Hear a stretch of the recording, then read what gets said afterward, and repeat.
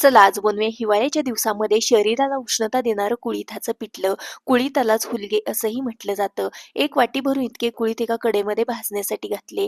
हलकेसे स्पॉट पडेपर्यंत कुळीथ भाजून पूर्णपणे थंड करून घेतले. थंड झालेले सर्व कुळीथ मिक्सरला बारीक करून घेतले. या इथं कुळिथाचं पीठ बनवून तयार आहे. एका खलबत्त्यामध्ये 1 चमचा जिरे, जास्तीचा लसूण, हिरवी मिरची घालून जाडसर असा ठेचा बनवून घेतला. कढईमध्ये फोडणी करता तेल घातलं, त्यामध्ये मोहरी, कढीपत्ता घातला. बनवून घेतलेला ठेचा छान असा परतून घेतला. सोबतच बारीक चिरलेला कांदा घातला, पाव चमचा हळद पावडर, बारीक चिरलेली कोथिंबीर घालून परतून घेतलं. 1 वाटी कुळिथासाठी 4 वाट्या पाणी घातलं. चवीकरता मीठ घातलं. पाण्याला छान अशी खळखळून उकळी काढल्यानंतर यामध्ये बनवून घेतलेलं कुळिथाचं पीठ घालायचं आहे. एका हाताने छान असं फेटून घ्यायचं आहे. थंड पाण्याचा हबका घालायचा आहे, त्यामुळे यामधल्या गुठळ्या पूर्णपणे मोडल्या जातात.